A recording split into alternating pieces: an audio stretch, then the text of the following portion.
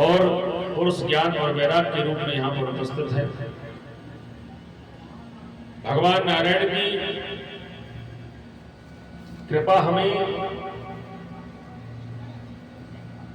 चाहिए तो ज्ञान और वैराग्य रूपी भक्ति रूपी हमें पुत्रों की आवश्यकता होगी।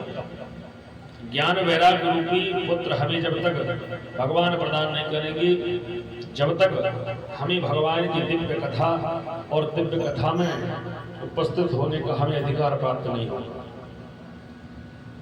वही ज्ञान वैराग्य ही भक्ति महारानी के पुत्र हैं और उसी ज्ञान वैराग्य की प्राप्ति के लिए हम इस धर्म यज्ञ में उपस्थित हैं, सभी यहां पर आए हैं। पुरुष और स्त्री जो है प्रकृति का विशेष स्वरूप है। जिस प्रकार मातृत्व जब परिपूर्ण माना जाता है वह पुत्रवती होती है, वैसे ही हमारी भक्ति जब परिपूर्ण मानी जाती है, ज्ञान और वैराग्य उसके संतान होना चाहिए। ज्ञान और वैराग्य होना चाहिए। आपको ज्ञान होना चाहिए कि किससे किस तरीके से बात की जाती है। आप में ज्ञान है और वैराग्य नहीं है। वैराग्य है, ज्ञान नहीं है, और दोनों है और भक्ति नहीं है। अहेतु की अप्रतिहता और भक्ति ज्ञान वैराग्य रूपी पुत्र को जन्म देती है। ऐसी स्त्री का मातृत्व जब परिपूर्ण माना जाता है कि जब तक ज्ञान वैराग्य रूपी उसके पुत्र हो, ऐसे ही भक्ति का और इस यज्ञ में भक्ति और ज्ञान वैराग्य हमें पुष्ट हो। इस यज्ञ से जब हम श्रवण करें तो ये हमें प्राप्त होना चाहिए। ब्राह्मण हो, संत हो, गौ हो, अतिथि हो, ज्येष्ठ हो, उनसे हम सम्मानजनक सूचक जो शब्द है उनका सम्मान करें। ज्ञान ये और वैराग्य ये रखें कि जब हमें संसार छोड़ के जब भी जाना पड़े कि हम इस मोह में न उलझे। यही ज्ञान वैराग्य को प्राप्त करने के लिए गंगा पुत्र भीष्म जी के लिए पुलस्त ऋषि ने पद्म पुराण सप्ताह ज्ञान यज्ञ जो है गंगा जी के परम पवित्र क्षेत्र हरिद्वार में श्रवण कराया। और आज तक उन्होंने गुरुदेव से ये नहीं कहा कि आप मुझे क्या श्रवण करा रहे हैं। उन्होंने कहा बड़ा जो भी आप मुझे श्रवण करा रहे हैं उससे मेरे आत्मा को परमात्मा की प्राप्ति हो रही है। क्योंकि मेरे मन में बहुत काम क्रोध संदेह इत्यादि जो मेरे मन में बेकार पड़े हुए थे उनको हम निकाल नहीं पा रहे थे। आपके इस ज्ञान से, पद्म पुराण के ज्ञान से मैं उनको निकालने में कहीं संभव होने जा रहा हूं और बेकार रहता, निर्विकार हो चुका हूं। बेकार नहीं है मेरे मन में, बेकार निकल गया है। अब कहने लगे, पुलस्त ऋषि ने कहा कि भगवान की दिव्य जो कथा है, आनंद प्रदान करने वाली, ज्ञान वैराग्य को प्रदान करने वाली, भक्ति को प्रदान करने वाली। अब तुम्हारे मन में कोई ऐसा प्रश्न हो, तुम्हारे मन में पुणे, क्योंकि गुरु जब शिष्य को ज्ञान प्रदान करते हैं तो एक कहावत हमारे यहाँ कहते हैं, गुरु जी मारे धम धम विद्या आए छम छम। गुरु जी अब आजकल के समय में गुरु नहीं मार सकते, मार दिए तो उनकी व्यवस्था बिगड़ जाएगी। और जिस गुरु ने शिष्य को कुछ बनाया है तो उसके लिए प्रदान किया है ज्ञान, तो उसके लिए धम धम प्रहार किया। तो गुरु कैसे होते हैं, माता पिता कैसे होते हैं, बोले मटके में जब पीछे से सपोर्ट करते हैं, हाथ लगाते हैं, ऊपर से प्रहार करते हैं। और जो शिष्य गुरु के कहने पर, जो गुरु की वाणी पर विश्वास नहीं करता या उनसे ही तर्क वितर्क करने लगता है, तो काकभूषण जी के साथ क्या हुआ? फिर काकभूषण जो गरुड़ की ही तो गरुड़ जी भी समझा, बोले उनके गुरु उनको समझा नहीं पाया, बोले ये खग जाने खग ही की बात है, वो वहां पहुंचाना पड़ेगा जब समझेंगे। तो गुरु जब हमें ज्ञान प्रदान करे, कुछ शिक्षा प्रदान करे, तो उस समय हमें उनकी बातों का श्रवण करना चाहिए, ज्ञान हो। अब ज्ञानियों में बोले जब तक आप गुरु की वाणी, गुरु के वचनों का श्रद्धा रूपी आत्मधारण नहीं करेंगे।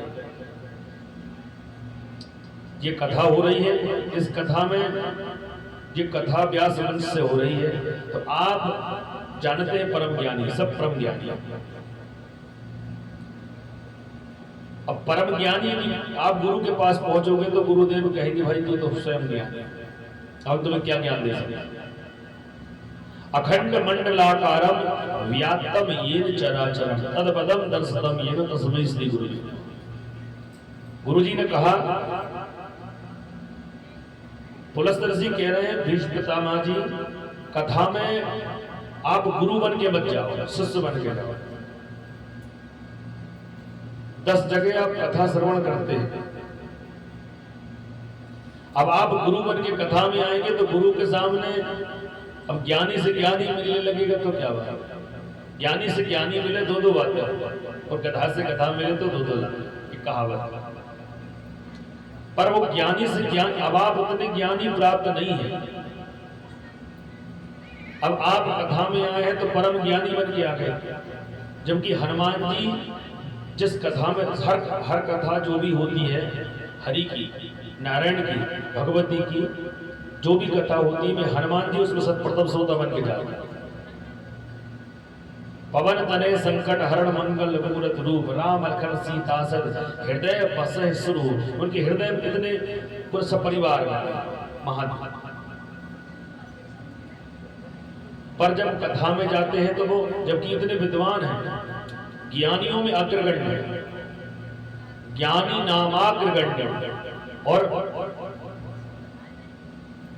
जितेंद्रिय, अब आपसे एक डिग्री जीत नहीं पा रहे हैं, और आप समझ रहे हैं हमने रामायण पढ़ ली, पुराण पढ़ लिए तो बहुत बड़े ज्ञानी बन गए। ज्ञानी नहीं है। ज्ञान वो होना चाहिए कि जिस तीर्थ क्षेत्र में हम जावे अज्ञानता बन के जाए, कि हमें जो ज्ञान प्राप्त हो, जो पात्र खाली होगा उसमें कोई भी अन्य कोई धातु प्रविष्ट होगी, रख सकते हैं।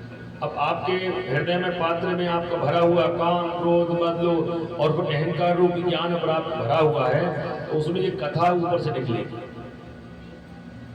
और मैं सब जानता हूँ, मुझे सब पता है, मैंने सब पुराण पढ़े हैं, तो पढ़े हैं तो फिर क्या बात है, फिर ये उलझन में क्यों पढ़े? ये विडंबना है। ये हनुमान जी जैसे जब जाते हैं, हनुमान जी तो बिल्कुल ऐसे बैठ जाते हैं, राम लखन सीता से हृदय बसे सुमित, राम लखन सब बैठे, सीता सब बैठे, पर अज्ञानी बनकर के बैठ गए। क्यों? अब अज्ञानी ऐसे नहीं है कि अपने आप को समझ लिए तो हमारा ज्ञान ही नष्ट हो गया। ज्ञान कैसे नष्ट होगा? ऐसे नष्ट नहीं होगा। तो पुलस्त्य ऋषि ने कहा कि तुम ज्ञानी हो, पर अज्ञानता का आपने जो है निकाल दिया, उसको नष्ट कर दिया, और ज्ञान प्राप्त हो गया। तब बाबा भीष्म जी कहते हैं कि गुरुदेव आपने भगवान की जो श्रीहरि लक्ष्मी नारायण है, उनके दिव्य स्वरूपों का आपने हमें बोध कराया, ज्ञान कराया। भगवान को करुणा सागर कहते हैं, दीन दयाल कहते हैं, करुणा निधान कहते हैं। आपने जो जहां आपने इन शब्दों का, इन विभक्तियों का आपने जो विश्लेषण किया है, बताया है, इसका क्या कारण है? क्या भगवान ऐसे हैं? बोले हाँ। 24 अवतार जो भगवान के हुए हैं, उनमें सर्वश्रेष्ठ राम और कृष्ण अवतार। अभी हमने जो 3 खंड पढ़े हैं जिनका श्रवण किया है वह स्वर्ग खंड में भगवान की विशेष अवतार हुए, पर सर्वश्रेष्ठ विशेष अवतार पूर्ण ब्रह्म रूपी जो है राम और कृष्ण अवतार। तो जैसे ही पुलस्त्य ने कहा कि राम अवतार कृष्ण अवतार, गुरुदेव मैं आपसे निवेदन करता हूं कि राम और चरित्र और कृष्ण चरित्र आप श्रवण कराइए, भागवत में है ये। अब कई प्रश्न करने बोले गुरुदेव पद्म पुराण की कथा कर रहे हैं और राम कृष्ण आ रहे हैं, बोले जी तो समझने वाली बात। 18 पुराणों में भगवान की दिव्य कथाएं हैं और आगे भाई सब प्रकृति जो है वो सब परमात्मा से ही निकल गई। अब आप कहोगे बोले राम कथा हमने श्रवण की, कृष्ण कथा, बोले कथाएं तो सब श्रवण की है, पर कथा जब तक श्रवण करें आलयम मोक्ष पर्यंत, जब तक हम मोक्ष नहीं है तब तक कथा श्रवण करते रहो। राम जी पूर्ण ब्रह्म है, मर्यादा पुरुषोत्तम है, कृष्ण है लीला पुरुषोत्तम, लीला उनसे अच्छी कोई नहीं कर सकती, जबकि राम जी भी लीला विशेष कर सकते हैं। ऐसी लीला की तो पार्वती समझ नहीं पाएगी ये कौन है। तो कहते नारायणं नमस्कृत्य नरं चैव नरोत्तमं दैवीं सरस्वतीं व्यासं ततो जयमुदीरयेत। भगवान वो राम है नारायण नमस्कृत, नारायण का स्वरूप ही राम, रमन्ते योगिनः अस्मन् सह राम, जिसके रोम रोम में कोटि ब्रह्मांड है, जिसके नाम में योगी जो है रमण करते हैं, रमन्ते योगिना अस्मत् सह राम। और सबसे पहले योगी कौन है? सबसे बड़े योगी कौन है? महादेव, इसलिए योगीश्वर कहते हैं। वो ऐसे योगी हैं जो इस संसार में विरक्त हैं, और इस संसार से कोई मतलब नहीं महादेव, पर उस राम नाम में डूबे रहते। नारायण नमस्कृत नरं चैव नरोत्तमं, नरों में वीर हैं ऐसे नारायण, नर से ही नारायण है, नारायण से ही नर है। बोले कहा गुरुदेव नर से नारायण, नारायण से नर जी आप कह रहे, बोले नर से नारायण, बोले हम किसका अंश है बताइए, किसके अंश है? जी हमारा शरीर जो है पंचतत्व भौतिक शरीर जो बना हुआ है, वो जब जलेगा तो ये राख यही चढ़ेगी, यही पड़ेगी, बची कुची राख गंगा जी में फेंक दी जाएगी, छोड़ दी जाएगी। पर पंच तत्व जो है वो किसके अधीन है? उस परमात्मा के। देखो वास्तविकता संसार क्या है, हम उस परमात्मा के ही अंश हैं, और हम अंश को भूल जाते हैं, क्योंकि ईश्वर का अंश, ईश्वर अंश जीव अविनाशी चेतन अमल सहज सुख राशि, बड़ी सहज सुख, सहजता सुख प्रदान करना सुख चाहता है। अभी लाइट चली जाए तो बोले परेशान होता है, ये सुख के खान अपन खान है, सुख चाहते हैं। जब ऐसा उन्होंने कहा, बोले नरवीरम नरोत्तम देवीम सरस्वती व्यासम, जो देवी सरस्वती जो है व्यास जी हैं, वो अपने गुणानुवाद से उस नारायण की व्याख्या करें तो वो संभव नहीं। देवी में सरस्वती व्यासम ततो जय मुदीरिये, आखिर में क्या बोलते हैं? नेति नीति कहते हैं, नेति नीति कहते ततो जय मुदीरिये। अपने मुखारबंद से भगवान की नारायण की यदि हम गुणानुवाद करें, सरस्वती मैया भी करें तो गुणानुवाद नहीं कर सकते। अच्छा, सूत जी ने कहा सरकारी कि सरकारी ऋषि आप भगवान का कथा श्रवण कर रहे हैं, नैमी शरण तीर्थ, बोले पद्म पुराण जो है भगवान के दिव्य हृदय स्वरूप है, और हृदय में नारायण के महादेव विराजमान, वो योगीश्वर है। बोले हम ये राम की चरित्र श्रवण करना चाहते हैं। बोल राम जी कैसे इस नर रूप में नारायण का स्वरूप में राम चरित्र मानस बनाए। देखो विशेष कथा कहने में तो ये कथा जो है 5 मिनट में कथा हो जाएगी, पूरी कथा कर देगी सिर्फ 5 मिनट लगेगा।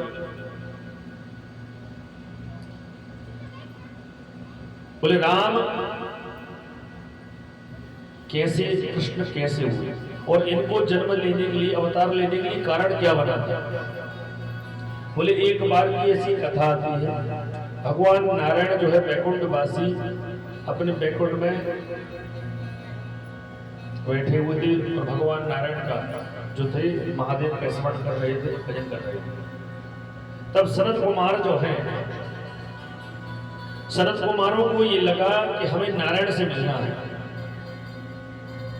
नारायण से मिलने के लिए जब पहुंचे संत कुमारों ने तो जय और विजय उनके 2 द्वारपाल। अब जय और विजय जब जा रहे देखा उन्होंने तो सनत कुमार वहां पहुंचे हैं तो बोले को हम, आप कौन हैं।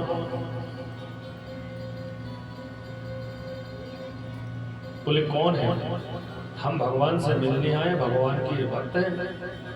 तो जय और विजय ने उन्हें रोक दिया। तो सनत कुमार ने कहा कि बताओ हम भगवान से मिलने के लिए तो रोक रहे हो, हमको मिलने के लिए कोई रोक नहीं सकता। अच्छा, बोले आप कौन है। हम ब्रह्मा जी से बनाए हुए मानस पुत्र हैं और भजन करके नारायण के पास पहुंचने वाले हैं और आप हमें रोक रहे हो। हम जैसे ही शरद कुमारों ने कमंडल से जल लिया और जय और विजय को श्राप दिया। बोले जाओ, तुमने हमें भगवान नारायण से मिलने के लिए रोका है, अब तुम्हें हम श्राप देते, जाओ तुम राक्षस बन जाओ, तुम्हें विपत्ति राक्षस की बन जाओ। वही जो है रावण कुंभकर्ण बने हैं, दत्तवत शिशुपाल बने हैं, कंस बने। ऐसे ऐसे भगवान ने उनको दैत्य बनाया। क्यों, भगवान सब जो लीला है भगवान की, भगवान लीला पुरुषोत्तम नारायण पुरुषोत्तम। जब उन्होंने देखा तो नारायण अंदर से देख रहे थे, तत्काल दौड़ते हुए आए और क्षमा याचना करके कहते हैं हे विप्र देवताओं, हमसे अपराध हो गया। देखो भगवान नारायण है, अब ब्राह्मणों का अपमान यदि हो गया तो हमारे इस आत्मा का या हमारे इस शरीर का कोई मोल नहीं है। वो आत्मा ही जो है ईश्वर का अंश है और वो ईश्वर का अंश है। वो ईश्वर ने ही सनत कुमारों को साष्टांग प्रणाम कर कहा, बोले जी अपराध मेरे द्वारपालों ने नहीं किया, ये अपराध जो है मैंने किया है और मेरे ही द्वारपाल है जो अपराध मैंने किया है। तो मैं इसका आपसे निवेदन करता हूं कि मुझे भी कुछ प्रदान करें।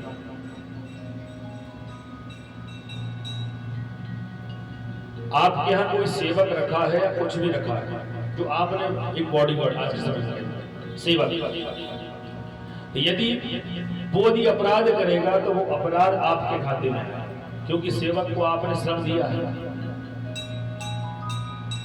अब एक कहावत है कि चाय यदि केटली में रख दी जाए तो चाय कम गर्म होती है, केटली ज्यादा गर्म होती है। सेठ जी उतने सीधे हैं, सेठ जी के साथ रहने वाले उनसे ज्यादा तेज हैं, वो अपने आप को सेठ महासेठ समझते हैं। पर सेठ बहुत सीधे सरल है। भगवान नारायण बहुत सरल है, सरल स्वभाव। वो ब्राह्मणों के चरणों के प्रति इतने सेवक हैं कि जैसे ही सनत कुमारों ने श्राप दिया तो वह ब्राह्मण देवता से कहा, ब्राह्मण देवता क्षमा कर दीजिए, ये अबोध है, इनको पता नहीं, पर अपराध तो हुआ है, उस अपराध के लिए मैं क्षमा मांगता हूं और आप मुझे जो दंड देंगे, जो मुझे श्राप देंगे, बोले श्राप तो हम इनको दे चुके हैं, बोले ये तो जाओ राक्षस बनेंगे। बोले प्रभु बताइए, बोले अब आपको इनका कल्याण, हम आपसे आशीर्वाद देते हैं इनके लिए, आपको इनका कल्याण करने की नर और नारायण का रूप राम और कृष्ण जैसे भगवान के 24 अवतार हो गया। ये विशेष है। ये कथा तो क्या बताइए, हम आपने क्या सीखा इससे?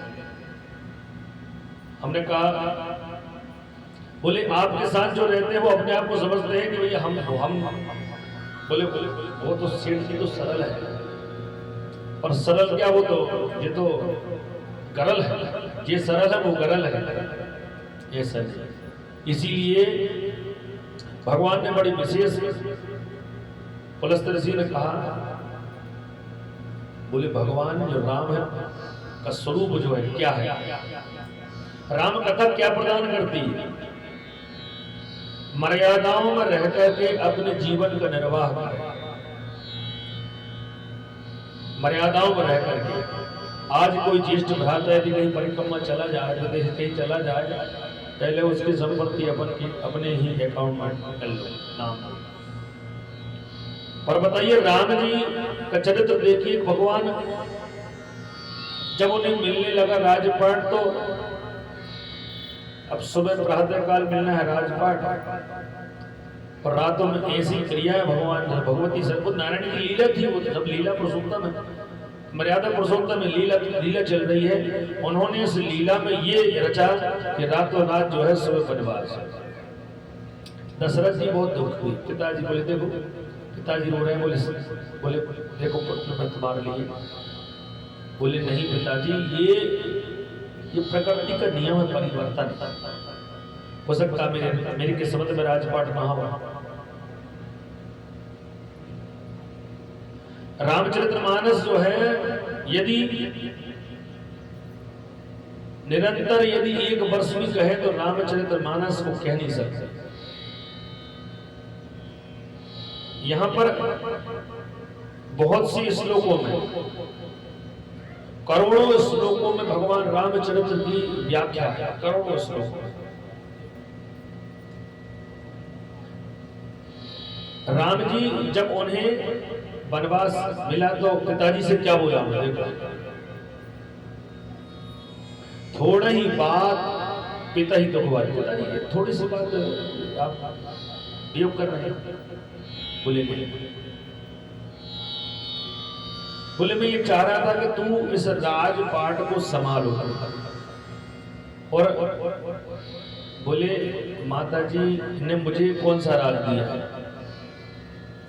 मैं यहाँ अयोध्या में रह करके इस राज का संचालन करता, और भगवान की देखो प्रभु की लीला, आपकी कृपा, माता जी का आशीर्वाद कि मुझे तापस भेष विशेष उदासी 14 वर्ष राम वनवास, मुझे 14 वर्ष का तपस्वी रूप का आशीर्वाद दिया। देखिए मैं घर में रहकर तपस्या नहीं कर पाता। कौन अपने माता पिता, जो अपने माता पिता हैं, कौन अपने पुत्र से कहेगा भाई तो एक काम कर राजपाट नहीं तो तपस्या कर, बोले भैया तपस्या छोड़ो, ये राजपाट को नौकरी पाने से व्यवस्था देखो क्या। जब ऐसा तर्क दिया दशरथ जी ने हृदय से लगा लिया, कौन के लिए, राम जी के लिए। बोले तुझे दुख नहीं है, बोले नहीं, मुझे दुख होता अभी तो मैं माता जी से मना कर देता। बोले माता जी, कैकेयी माता ने मुझे ऐसा राजपाट दिया है, वो पिताजी आप तप करते तो भी नहीं दे पाते। बोले तापस भेष, तपस्वी का भेष प्रदान किया, विशेष उदासी, तापस भेष विशेष, देखो विशेष लिखा हुआ है, तपस्वियों में भी विशेष, वो भी 14 वर्ष आप तप करो, संतों का, ब्राह्मणों का, और जो जितने आपके भक्त हैं उन सब का आप मनोरथ पूर्ण करें। बोले ऐसे मनोरथ पूर्ण करने के लिए तो पिताजी आपने और माता जी ने मिलकर मुझे ये विशेषता का मुझे राज प्रदान किया, और 14 वर्ष के लिए, 1 वर्ष के लिए तब मिले तो ठीक है, 14 वर्ष राम वनवासी, 14 वर्ष के लिए वनवास दिया। तो राम कथा में क्या प्रदान करती है, और राम कथा है क्या?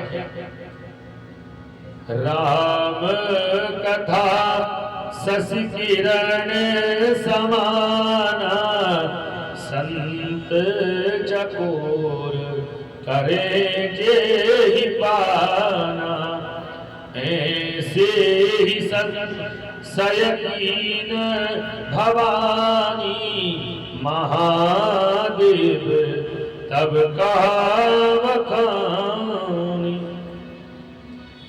राम कथा शशि किरण समान। अब एक श्लोक आता है, चौपाई तो होगी। जब तक श्लोक के साथ रामचंद्र मानस रूपी मंजरी नहीं लगेगी, कथा में आनंद नहीं आएगा। कल कथा में ये आपका दृष्टांत था, बोले ध्याये दाजानुबाहुं धृतशरधनुषं बद्ध पद्मासनस्थं पीतम वासोपसानम नव कवल दलस्पर्धिनित्यं प्रसन्नम वामांकारुण सीता मुख कमल मिलन लोचनम नीरदाभार नाना अलंकार दीप्तम दधुर्जटा मंडलम श्री रामचंद्र। इस अखंड कोटि ब्रह्मांड के जो मंडल स्वरूप के जो चराचर जीव की जो करता रहता है वो और मंडलम श्री रामचंद्र। ध्याये आजानुबाहु भगवान नारायण वो राम स्वरूप है। बद्ध पद्मासन बड़े बड़े आसन पर विराजमान है। पीतम बासो पीतांबर जब राजपाट जब वनवास गए तो तपस्वी का भेष धारण किया उन्होंने। तो राम कथा क्या प्रदान करती है? राम कथा शशि किरण समाना, आपके हृदय में शीतलता प्रदान करता है। राम कथा शशि किरण समाना, चंद्रमा के जो चंद्रमा रहे हैं उसकी किरण हमेशा शीतलता प्रदान करती है। और सूर्य भगवान गर्मी में बैठ जाओ, ठंडी में अच्छी लगी, और गर्मी में। तो राम कथा हमेशा जो है आनंद प्रदान करने वाली है। शशि चंद्रमा रूपी हमें किरण जो प्रदान होती है वो शीतलता प्रदान करती है। शशि किरण समान संत चकोर करह जिहि पाना। जिस प्रकार चातक पक्षी स्वाति नक्षत्र में जब बूंद गिरती चंद्रमा के माध्यम से अमृत की बूंद, वो चातक पक्षी स्वीकार करता ग्रहण करता। ऐसे ही संत चकोर करह जिहि पाना, संत इसको नित्य प्रति पान करते हैं। अब जल एक बार पीने से आपकी क्षुधा शांत हो जाएगी, फिर प्यास लगेगी, फिर जल पीना पड़ेगा। पर ये जो है ऐसे ही हमारे भगवान नारायण प्रभु श्री राम का चरित्र है, वो हमें क्या प्रदान करता है? शीतलता प्रदान करता है। अब रामचरित्र मानस पढ़ रहे हैं और स्वभाव आपका उग्र हो रहा है। बोले गुरुजी में सब जानते तो सब है, गर्भ से पहले सब जानते थे, बीच में आके भूल जाते हैं, फिर उन संतों के माध्यम से कथा के माध्यम से रिवीजन कराते हैं, बताते हैं, अंत में जाके जय श्री वो लक्ष्मी नारायण भगवान की। ऐसे भगवान का जो राम जी का जो जन्म हुआ है, प्रकट हुआ है, वो दशरथ जी के यहाँ पर हुआ। और दशरथ जी जो है उन्हें भी चक्रवर्ती सम्राट कहा जाता है।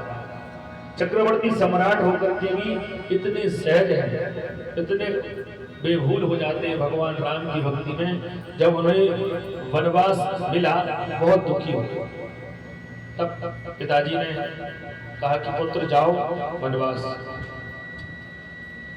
तो राम जी विवाह हुआ, विवाह के बाद अब राम कथा यदि हम कहने लगे तो अब कल तो भंडारा है और आज कथा राम जी की प्रारंभ हो रही। बोले 1 करोड़ मंत्र लगते हैं, श्लोक है उसमें, जब कहीं उसको कह पाएंगे तो थोड़े सूक्ष्म होते, क्योंकि कृष्ण चरित्र भी कहना है, भगवान के पूर्ण योगेश्वर चरित्र का भी थोड़ा, भगवान की बाल लीलाएं का भी थोड़ा हम चरित्र श्रवण करेंगे।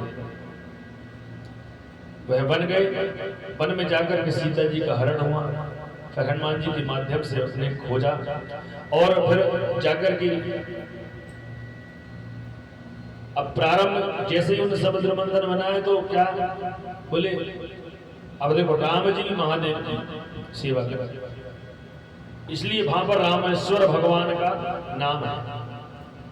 रामेश्वर, राम रामस्य ईश्वरा यस्सा रामेश्वर, राम जिनके ईश्वर है और ईश्वर जिनके नाम है वो रामेश्वर।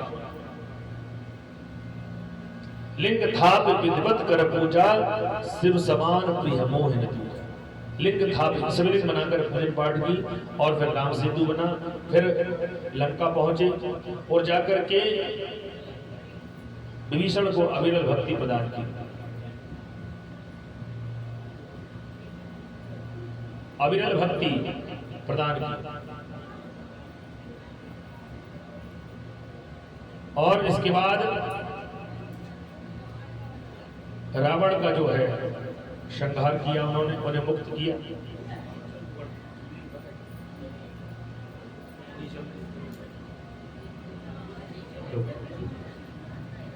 जब वहां से भगवान प्रभु श्री राम जी जो है लंका पर राजपाट प्रदान किया विभीषण जी के लिए और लंका अचल राज तुम करो, या से आवाज जो है आप यहाँ पर आप राज, क्योंकि रामचरितमानस को सूक्ष्म स्पर्श करते हुए चले गए। अब राम जी जब वहां से चले तो पुष्पक विमान में बैठ करके अयोध्या आए। तो अयोध्या आने से पहले काफी तीर्थ, बहुत से तीर्थ क्षेत्रों में गए, तीर्थों क्षमा प्रार्थना की, बोले मैं आपके यहाँ पर दर्शन करने आए और तब भी किया। चित्रकूट भी गए और लौटते भी चित्रकूट से भी आए हो और आकर के जब ग्राम में प्रविष्ट होने लगे तो भरत जी को मालूम चला, भरत जी को पता चला कि भगवान मेरे प्रभु हैं, उनका जो 14 वर्ष का वनवास पूर्ण हो गया है। तो जाकर के वह नंदी ग्राम से आए और आकर के राम जी का बड़ा दिव्य स्वागत किया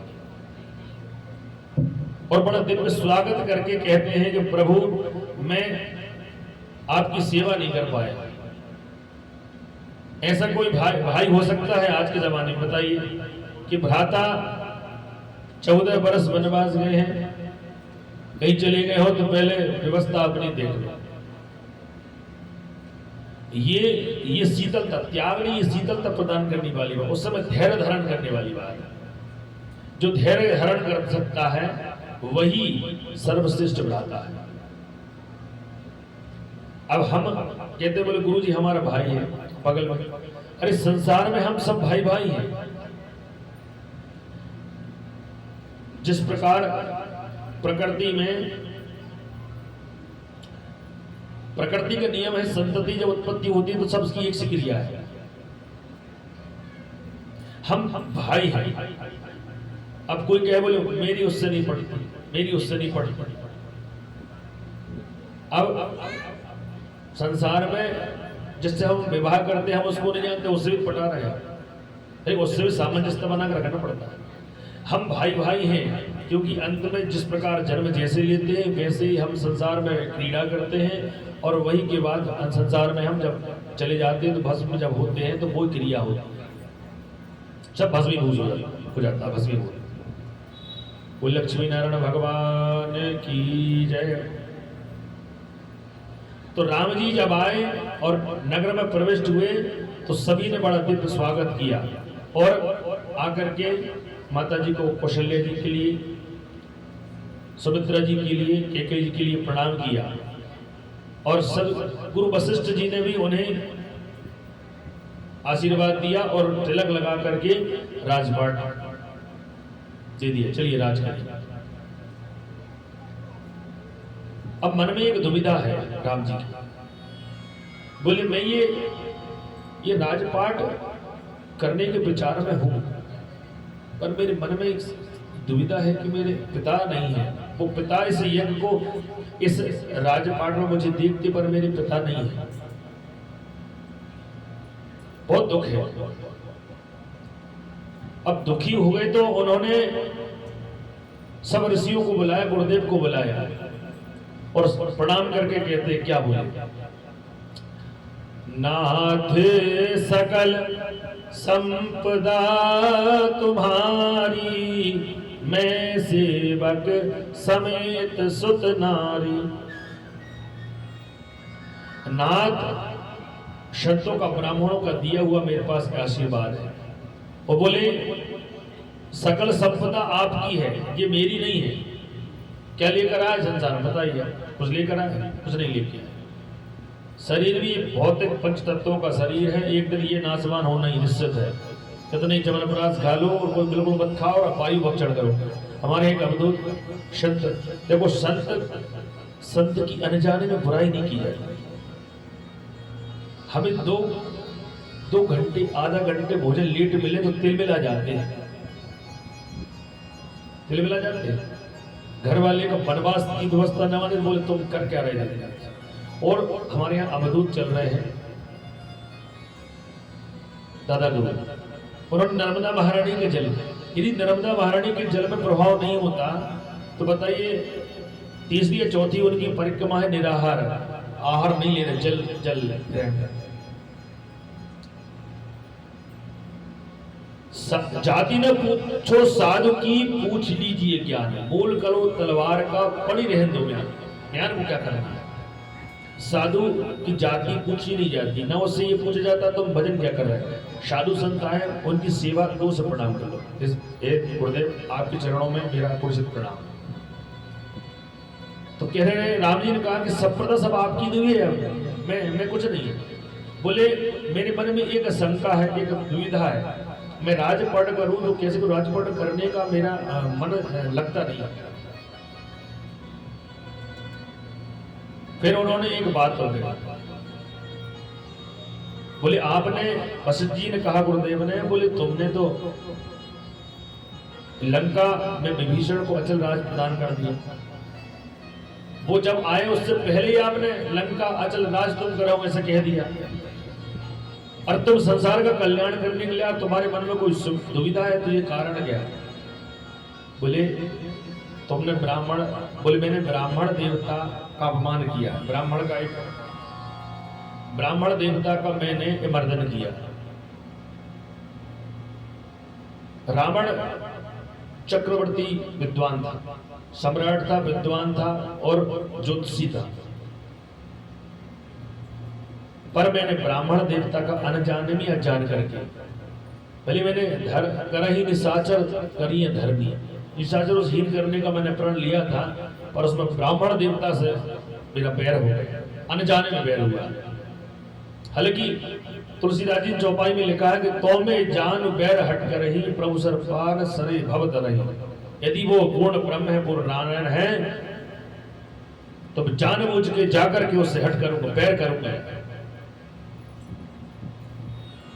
और ये उस विश्वास कब हुआ पता है?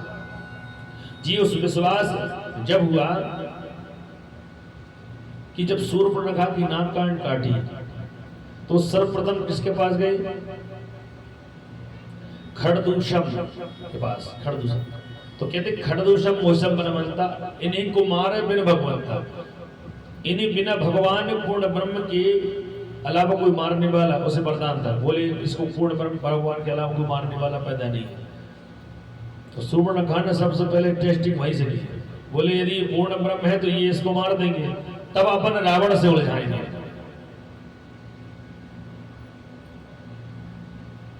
ऐसे ही पुरुष सिंह बन खेलना है, पुरुष के रूप में सिंह रूप है, पुरुष सिंह बन खेलना है। सबजी परी मोहि उनकी करनी, करही निशाचर करी नहीं। मन कुछ ऐसा लग रहा है कि निशाचरों से हीन करने की। तो जब खरदूषण को मारा गया तो समझ गए पूर्ण ब्रह्म। तब रावण ने जाकर के भगवान से बैर किया और सब व्यवस्थाएं की। आप रामायण में अपन जब कहेंगे तो सूक्ष्म रूप में निकल के अपन आगे जो कृष्ण जी भगवान की कथा भी होगी। ऐसे ही तो राम जी कह रहे हैं मेरे से मुझसे एक पाप हो गया, अनजाने में ब्राह्मण देवता का अपमान हो गया है, मैंने उनको मार दिया। और पिताजी भी मेरे इस यज्ञ में नहीं है, मेरे इस राजपाट में, मेरे मन में दुविधा है। तो अगस्त ऋषि जब वहां पे आए तो उन्होंने सब ऋषियों ने मिलकर के अगस्त ऋषियों के माध्यम से उन्होंने कहा कि तुम एक यज्ञ करो। बोले कौन सा यज्ञ? बोले अश्वमेध यज्ञ। जो यज्ञ करोगे उस यज्ञ से आपको, अश्वमेध यज्ञ जब करते हैं तो यज्ञ में संकल्प होता है, यज्ञ की परीक्षा ली जाती है और परीक्षा लेकर के उसमें एक ताम्र पत्र पर या स्वर्ण पत्र पर एक विशेष रूप से एक टिप्पणी लिखी जाती है, चेतावनी लिखी जाती है। बोले हम यहाँ के राजा बन रहे हैं। जो राजा यज्ञ यज्ञ करता है अश्व को पूजन पाठ करके यज्ञ प्रारंभ होता है।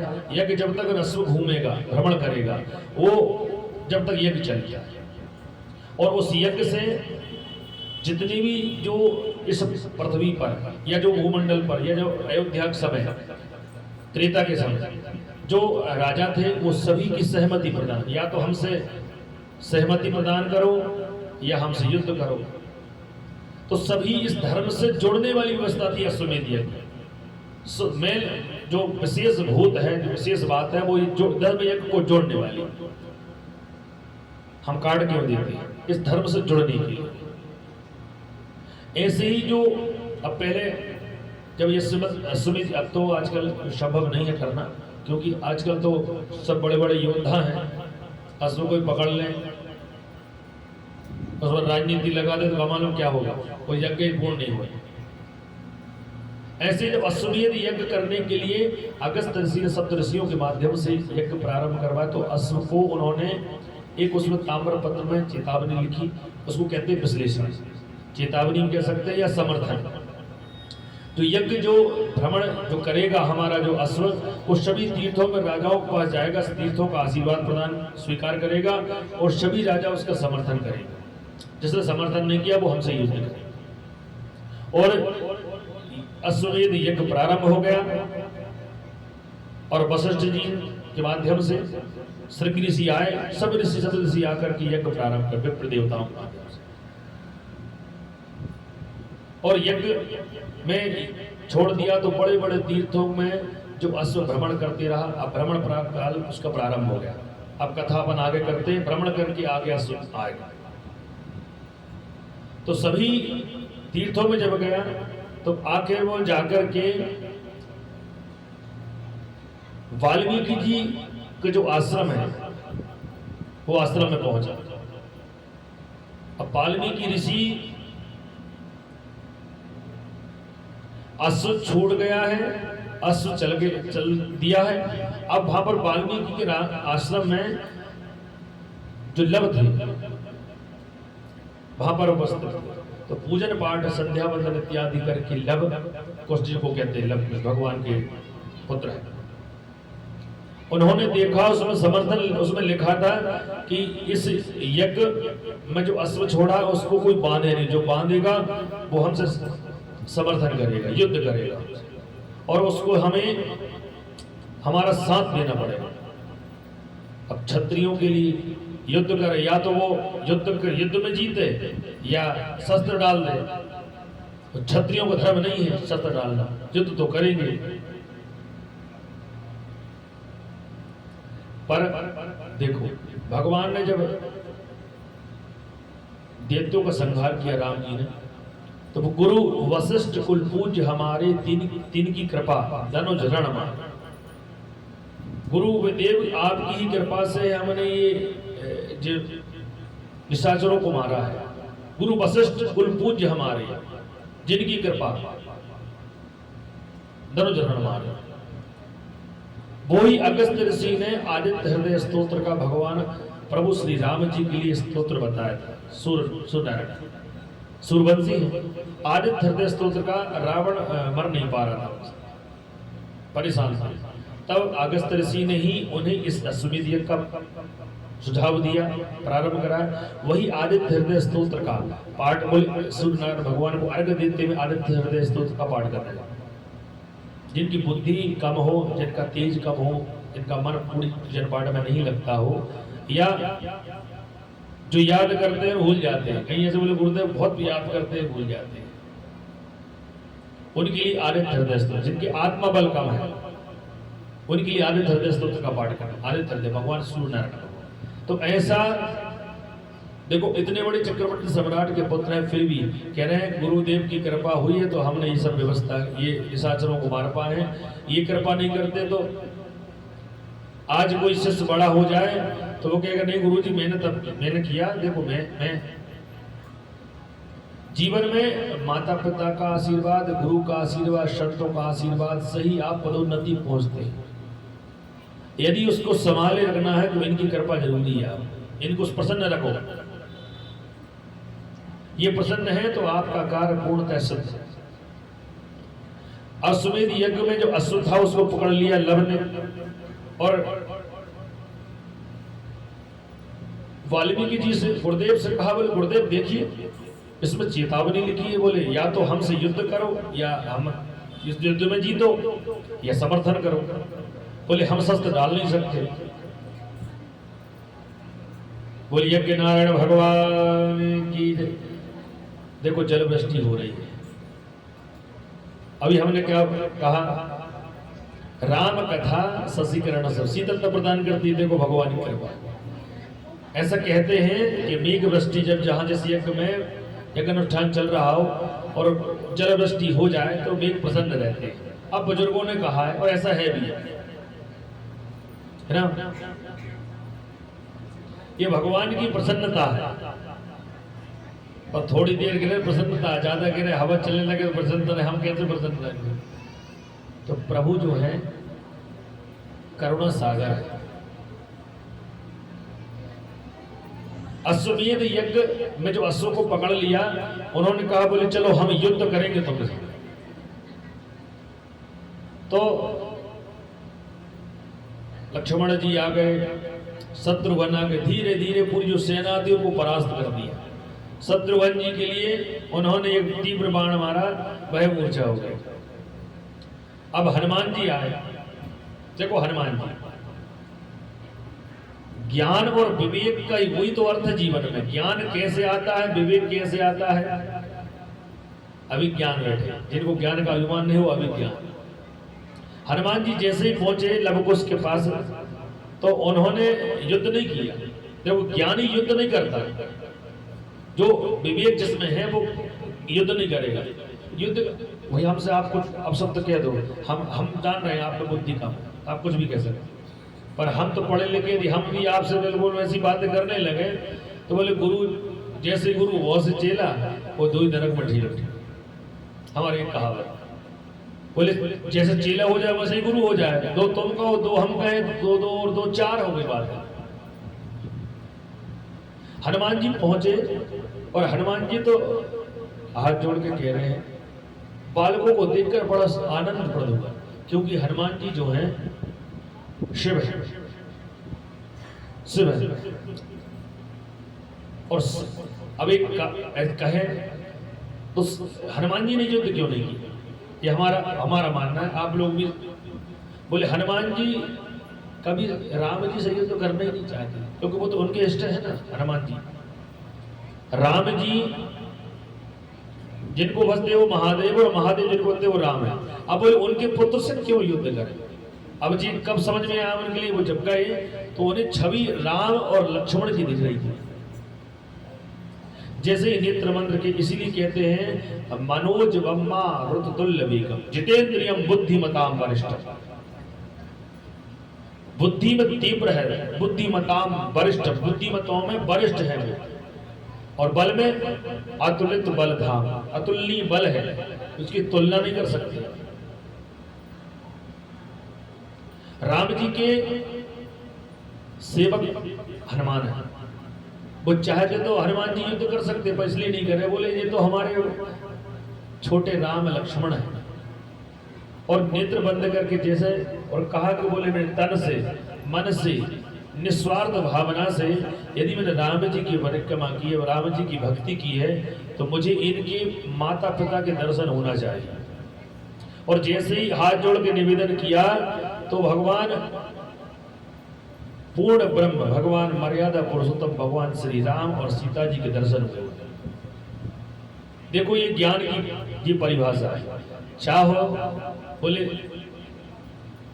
आप बलशाली हैं तो कुछ भी कर सकते थे, ये आपकी ज्ञान की परिभाषा है, ये आपकी बुद्धि की परिभाषा है कि आपको ज्ञान कहाँ लगाना, कहाँ बल लगाना, ये आपको समझदारी होना चाहिए। ये समझदार नहीं, जहां ज्ञान लगाना चाहिए वहां बल लगा देते हैं, और जहां बल लगाना ज्ञान बोले नहीं मैं ज्ञानी हूं। और प्रणाम किया और बड़े आनंदता से बोले हम आपके सेवक हैं। हनुमान जी कह रहे हैं हम आपके सेवक हैं।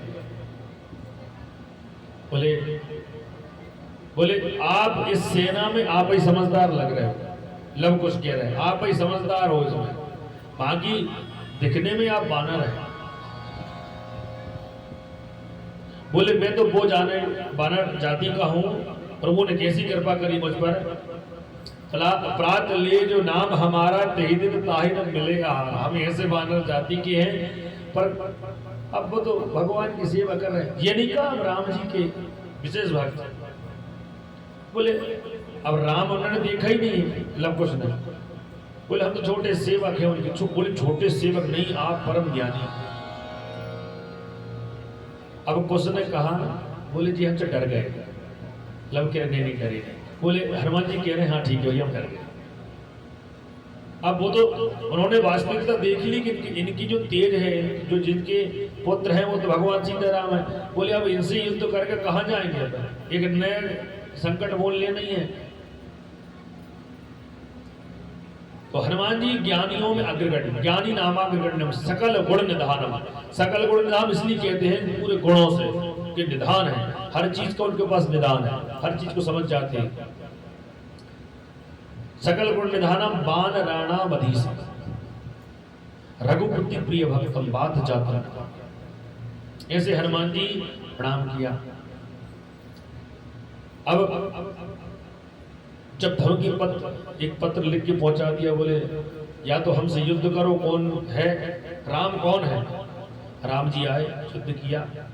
और लक्ष्मण जी ने कहा, बोले हम कब से समझा रहे हैं, ये आप ही समझाइए इनके लिए।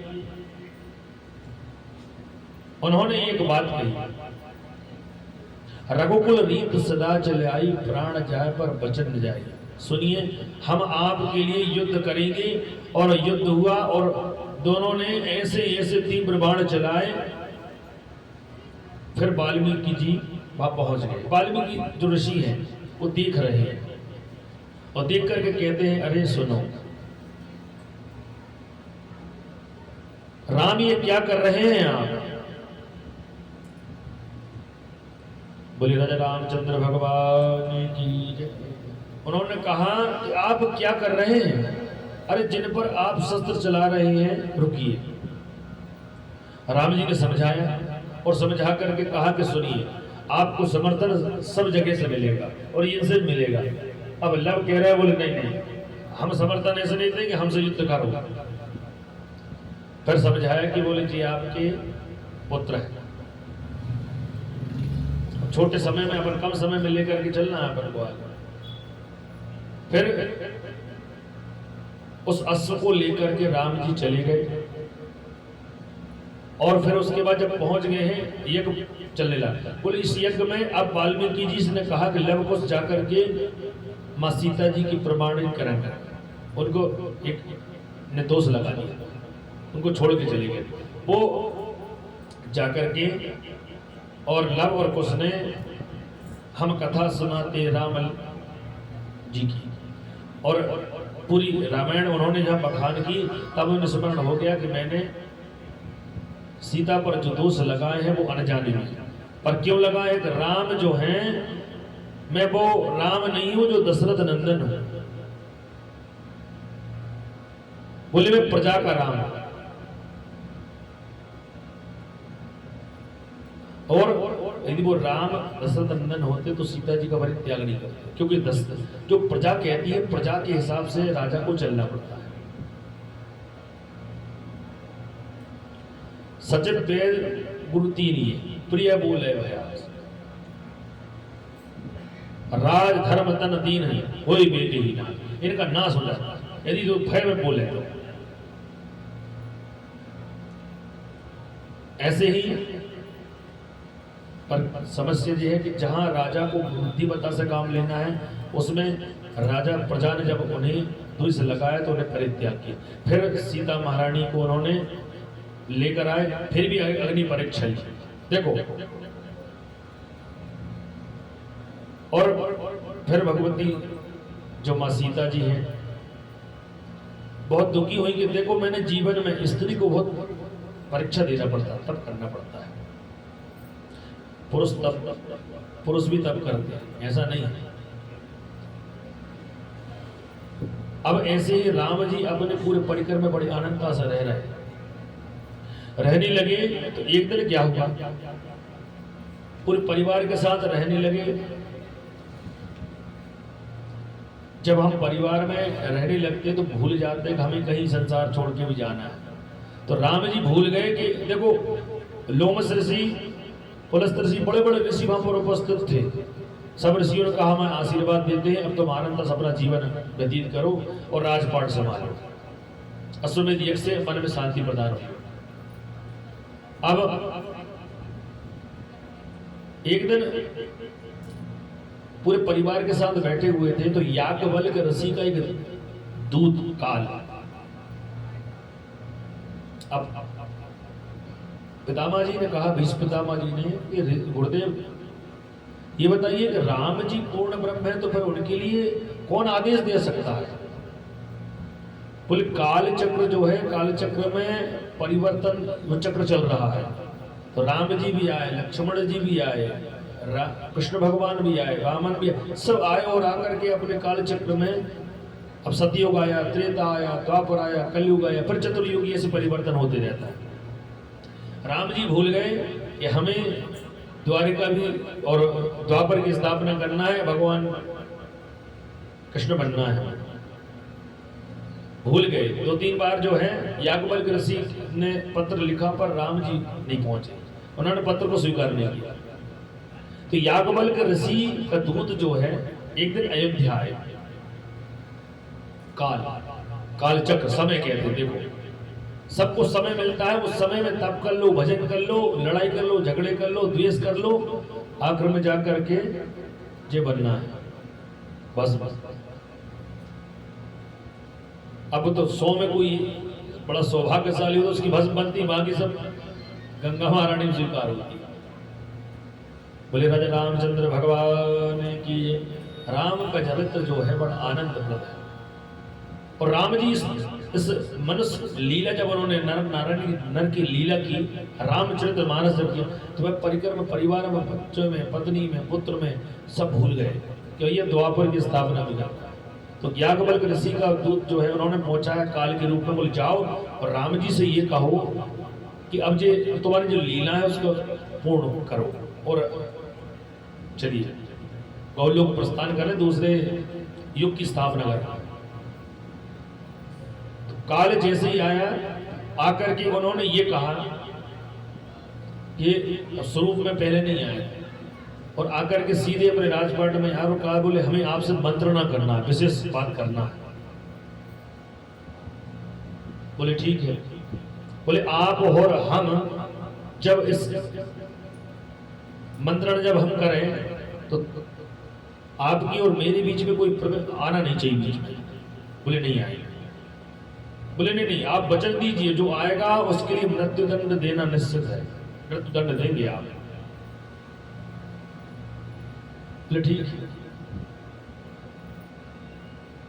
वचन दीजिए। बोले रघुकुल का वचन है, प्राण जाए पर वचन न जाए, प्राण चले जाएंगे और वचन नहीं जाएंगे। ठीक है, अब मंत्रणा प्रारंभ हुई तो पूरा लेखा जोखा उन्होंने बताया। बोले आपने जो कुछ कर लिया, आपका शेष जो है दिन 2-3-4 दिन ही महीने बचे हैं, आप ये लीलाएं समाप्त कर रही है।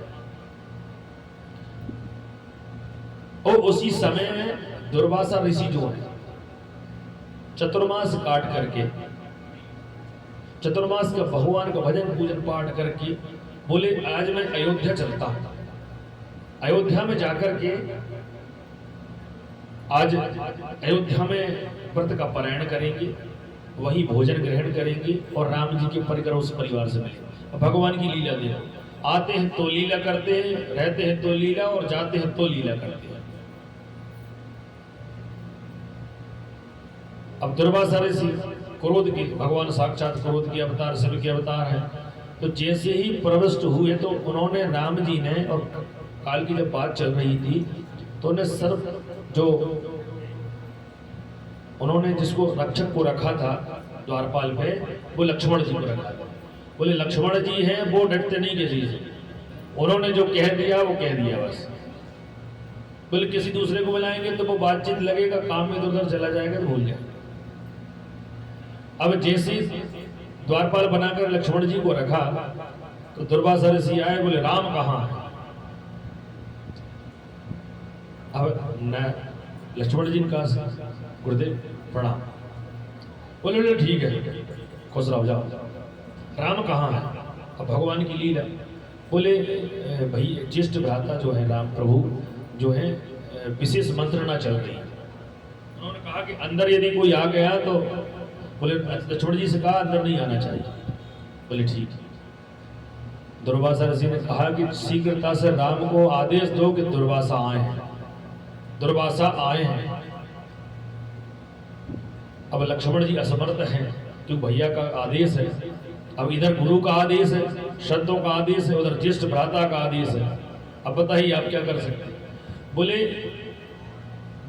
ज्येष्ठ भ्राता ने मना किया है कि आप जब उनकी मंत्रणा हो जाएगी तो वो स्वयं आएंगे। दुर्वासा ऋषि ने कहा आप जानते नहीं हो लक्ष्मण, मैं एक तो भूखा हूं, मैं सोच रहा था कि अयोध्या में आकर के व्रत का पारायण करूं, भोजन पानी ग्रहण करूं, तुम्हें आशीर्वाद प्रदान करूं। तुम्हें लगता है कि तुम मूढ़ बुद्धि, तुम मुझे जानते नहीं। और ब्राह्मण जब भूखा हो और यज्ञ में हो और उसका अपमान हो जाए तो वो तो सिंह है, वो धीरज जे ले। दुर्वासा ऋषि ने जैसे ही जल लिया, बोले सुनो, अब यदि तुमने राम को नहीं बुलाया तो मैं अब ये जल लेता हूं और पूरी अयोध्या में जितने भी तीर्थ क्षेत्र हैं राम लक्ष्मण पूरे नष्ट कर दो, भस्म कर दो। लक्ष्मण जी की बड़ी दुविधा फंस गई। बोले अब मैं यदि भ्राता का वचन यदि नहीं मानता हूं तो भ्राता मुझे कहेंगे, और यदि गुरुदेव की बात नहीं मानता हूं तो गुरुदेव पूरी अयोध्या को भस्म कर रहे हैं। जो आपने साम्राज्य बनाया है, जो हमें जो दिया है, ये एक दिन सब यही रह जाना है। क्या हाथ में क्या जाएगा? भगवान की भजन भक्ति मामले। बोले क्या किया? बोले तुमने कुछ किया ही नहीं। तो जैसे ही दुर्वासा ऋषि ने जल लिया था, बोले क्षमा करें गुरुदेव, मैं जानता हूं आपका क्रोध क्या है, आप क्रोध करोगे तो समूल नष्ट कर देंगे आप। अब लक्ष्मण जी राम जी उधर अपने द्वापर की स्थापना की व्यवस्था में काल से मंत्रणा चल रही है। अब वो लीला तो पूर्ण करना चाहते, पर शेषनाग लक्ष्मण जी शेषनाग का अवतार है। वो चाह रहे हैं कि अयोध्या नष्ट ना हो, राम जी नष्ट ना हो। बोले मैं ही चला जाऊं। तो लक्ष्मण जी जो हैं अब राम राम भजते चले गए और जा करके ऐसे नेत्र बंद करके और प्रणाम किया राम जी के लिए। बोले गुरुदेव ज्येष्ठ भ्राता दुर्वासा ऋषि धारे। अब काल अपने स्वरूप में आकर कहता है देखिए रघुकुल राम, आपने वचन दिया था कि हमारे दोनों के बीच में जो भी व्यक्ति आएगा उसके लिए मृत्यु दंड देंगे। आप वचन के पक्के हैं, रघुकुल का नियम है। और काल चले गए। देखो आप बचाना किसी को चाहो, वो बचाने वाला होगा तो बचे, और उसको मारना होगा तो तुम कितने बचाने वाले लग जाओ, कोई मुझे बचाने वाले। निज कृत कर्म भोग सब, अपने अपने कर्म सब भोगते हैं। यदि किसी को मारना है तो तुम कितना ही बचा लेना, कितना ही प्रेशर लगा देना, ठोकर खाएगा वहां नहीं मरेगा, ठोकर खाएगा और जैसे सीताराम हो जाएगा। और बचना होगा तो बोले गुरुदेव ऐसा एक्सीडेंट हुआ है, फिर भी कुछ नहीं हुआ, सब भगवान सब लीला, ये प्रभु की कृपा है। लक्ष्मण जी ने राम जी को कहा प्रभु आप मुझे मृत्यु दंड दे दीजिए। क्यों? कि मैंने आपकी जो मंत्रणा है उसमें विघ्न डाल दिया। अब राम जी फिर उदास हो गए। देखो बोले जीवन में मैं, ये मनुष्य की लीला है, भगवान ने जो लीला की है ये मनुष्य की ऐसी है कि कभी सुख आएगा कभी दुख आएगा, सुख दुख सुख दुख सुख दुख ये लगे रहते हैं। लक्ष्मण जी के शोक में बड़े व्यक्त हो गए राम जी। बोले अब मैं क्या करूं? अब सब ऋषियों को पुनः बुलाया और वशिष्ठ जी बुलाकर कहते गुरुदेव ऐसी सी बात है। अब दुर्वासा ऋषि साथ थे। बोले गुरुदेव आप ही बताओ, आपने सब जब जो व्यवस्थाएं बिगाड़ दी हैं, अब हम करें तो क्या करें? बोले सुनो मेरी बात सुनो, आपको ये लीलाएं जो नर लीला आप कर रहे हैं उसको यही विराम देना, ये काल चक्र है। और बोले मृत्युदंड अब कैसे दें? सभा लगी, राम जी राजा बने, गुरुदेव सब सप्तऋषि बैठे हैं, प्रजा का जो गुरुदेव ब्राह्मणों का, षष्ठियों का, जिन श्रेष्ठों का जो मंतव्य होगा वो राजा भी समझ सुनते।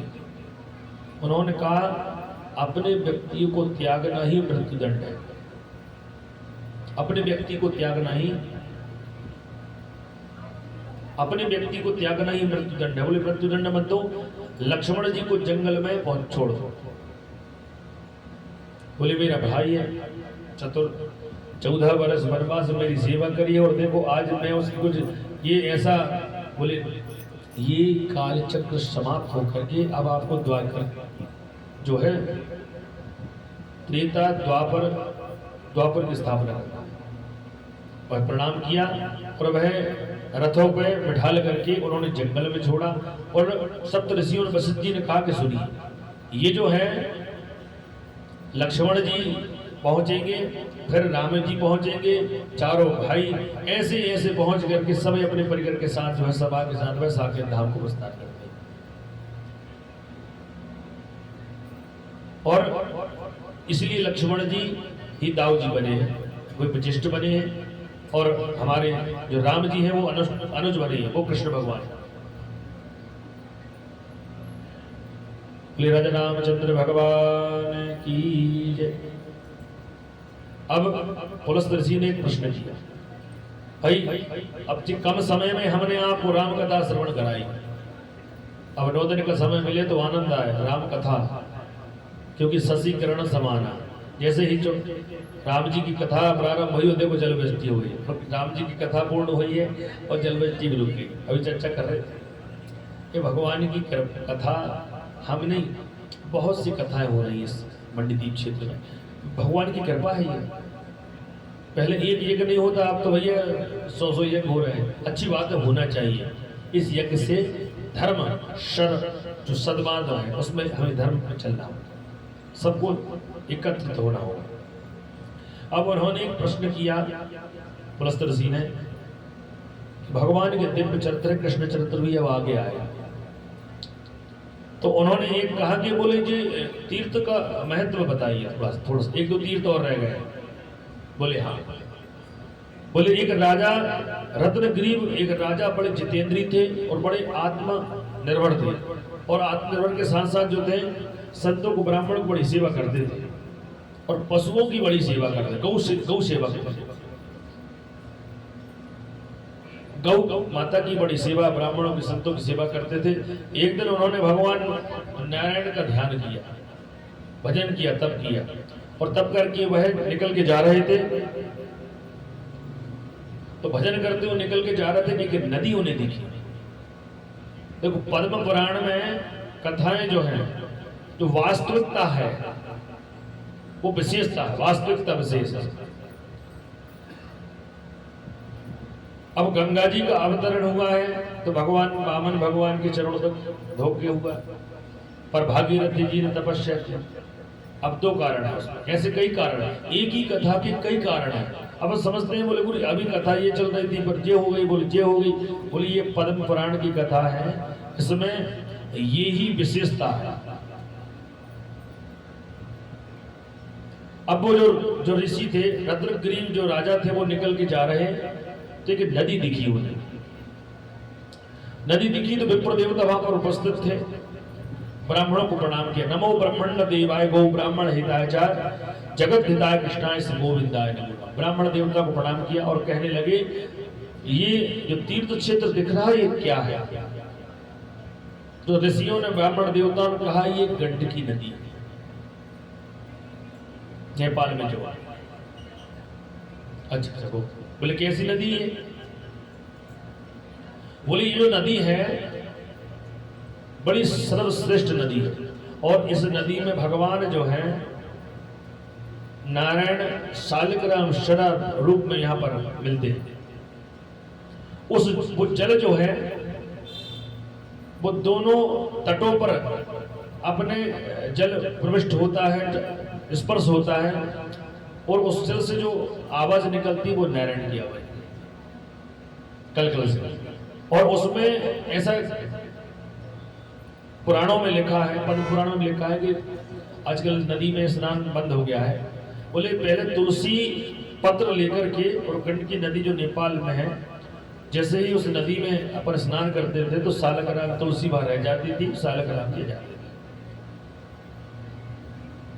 हम गए नहीं है पर सुना है, हमारे गुरुदेव बताते हैं, पुराणों में अध्ययन भी किया है। बोले इसका प्राकट्य कैसे हुआ? तो ब्रह्मा जी ने प्राकट्य किया उनका। ब्रह्मार्पणम ब्रह्म हविर ब्रह्मागणो ब्रह्मणाहुतम ब्रह्मेण तेन गंतव्य ब्रह्म कर्म समारवेद। बोले ब्रह्मा जी ने इस नदी का निर्माण किया।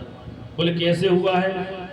ब्रह्मा जी एक दिन बैठे हुए और भगवान नारायण को प्रणाम कर रहे थे, और प्रणाम करते करते, भजन करते करते ध्यान आया तो वह उड़ के खड़े हो गए, और खड़े होकर के वो चले। अब जैसे ही वो चले तो ब्रह्मा जी की दाहिनी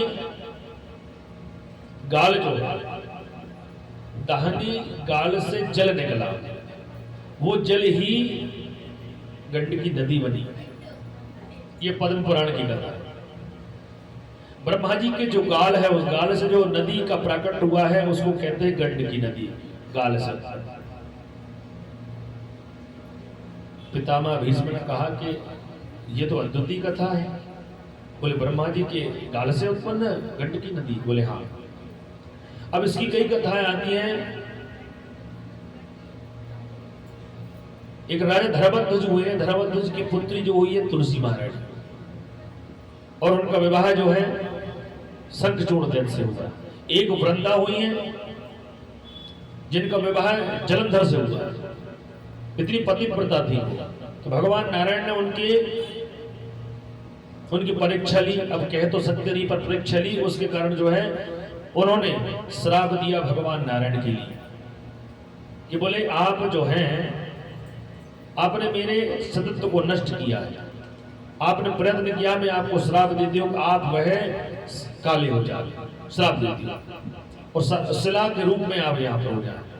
क्योंकि उनका स्त्री जो थी तुलसी महारानी, जो वृंदा, वो इनके कई रूप हुए, 3 रूप हुए, और जलंधर की जो पत्नी वो वृंदा, उस समय भगवान नारायण ने उनकी सहायता की महादेव से। और ऐसे ही यहाँ पर तुलसी महारानी जो है वो इतने पतित इनका था, तो बोले भगवान भी पसीने पसीने हो गए, उसको मार नहीं पाए, शंखचूर्ण दैत्य। ऐसे ही जो गंडकी नदी है उसके जो दोनों तट हैं, उन तटों में जल नदी का दोनों तटों पर स्पर्श होता है, और उस जल के स्पर्श से जो प्रविष्ट होता है तुलसी महारानी का जल, तुलसी महारानी को लेकर के उसमें अपन डुबकी लगाते हैं, तब वो तुलसी पत्र वहीं रह जाता है, और सालग्राम जी उसमें हमें हमारे हाथ में प्रदान करते हैं। वो लक्ष्मी नारायण भगवान की जय। ऐसी भगवान की जो है, और इतनी पवित्र नदी है, इस नदी का तप, इसमें तप करने से, भजन करने से बड़ा आनंद प्रदान होता है। भगवान नारायण जो है वहां पर बहुत विशेष रूप में उपस्थित हैं। अब हमने जो है पाताल खंड में भगवान की बड़ी दिव्य कथाओं का आनंद लिया है। ये 5 खंड है, इसमें चौथा खंड है पाताल खंड। अब हम जो है उत्तरखंड में प्रविष्ट हो रहे हैं। उत्तरखंड जिस प्रकार रामचंद्रमास का उत्तराखंड होता है, उत्तराखंड, और ये जो उत्तराखंड जो है वो सर्वश्रेष्ठ खंड है। इसमें भगवान नर और नारायण रूप में जो बद्रीनाथ भगवान है उनकी कथा आती है। नारायणं नमस्कृत्य नरं चैव नरोत्तमः दैवीं सरस्वतीं व्यासं ततो जयमुदीरयेत्। अज्ञानमितिरान्धस्य ज्ञानाञ्जनशलाकया चक्षुरुन्मीलितं येन तस्मै श्रीगुरुवे नमः। बाबा भीष्म ने प्रणाम किया, अपन है गुरुदेव, और प्रणाम करके कहते हैं, बोले मैं अपने अंदर जो विकार था, कौन सा अंतर रखने वाला, जो हमारे मन में जो विकार था, वो तराजू लेकर के बैठने वाला जो हमारा था अज्ञान, वो नष्ट हो गया।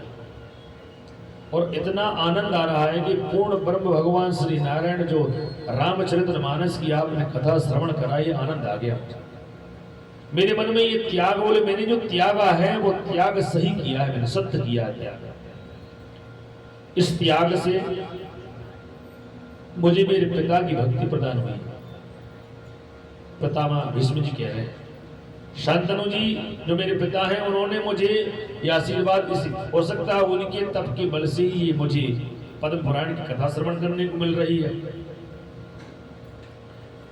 बोले अज्ञानमतिरहान्धस्य, उत्तराखंड में जब हम प्रविष्ट होते थे श्लोक आता है, अज्ञानमतिरहान्धस्य, अज्ञान रूपी अंधकार जो प्रविष्ट है, फैला है। ये कैसा अंधकार है? बोले गुरुजी आप फिर कथा में ये कहने लगे। तो बोले एक चरित्र जो है, महादेव माता पार्वती जी से कह रहे हैं, बड़े अच्छी दृष्टांत थे। उमा कहूं मैं अनुभव अपना, सद हरि भजन जगत सब सपना। उमा, ये संसार है, ये अज्ञान में उलझे पड़े। दो स्वप्न होते हैं, जहां कथा होती है स्वप्न नहीं चल रहा है, ये कथा में ये स्वप्न नहीं चल रहा। दो स्वप्न होते हैं, जीवित स्वप्न, एक सोते हुए स्वप्न देखते हैं। यही महादेव ने कहा कि उमा कहो मैं अनुभव अपना। पुलस्त्य जी कह रहे हैं बाबा भीष्म जी से कि अज्ञानमतिरहान्धस्य ज्ञानांजन शलाकया, जो अज्ञान रूपी अंधकार लगा हुआ है, भला है, इसमें सपने में उलझे पड़े हैं। ज्ञानांजन शलाकया, ज्ञान नष्ट हो गया है। अब माता पार्वती ने कहा कैसे ज्ञान अंधकार चला गया? बोले ज्ञान, बोले जब हम शयन करते हैं, देखो आप जब शयन करते हो, विश्राम करते हैं, आप निंद्रा लेते हैं, तो आपको लगता है बोले गुरुजी मैं तो विश्राम मेरे भवन में कर रहा था और एक स्वप्न आया कि मैं गंगा जी में स्नान कर रहा हूं।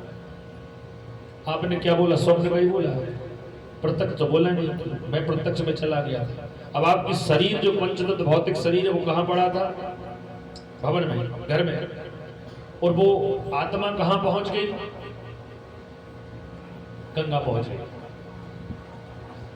तो भगवती आदि शक्ति कहती है पार्वती जी, बोले एक स्वप्न, इसको स्वप्न कहते हैं? बोले हाँ यही तो महादेव ने कहा कि जब मैं नेत्र बंद करता हूं तो मैं भगवान हरि का भजन करता हूं, और नेत्र खोलता हूं तो सब लोग दिखते हैं।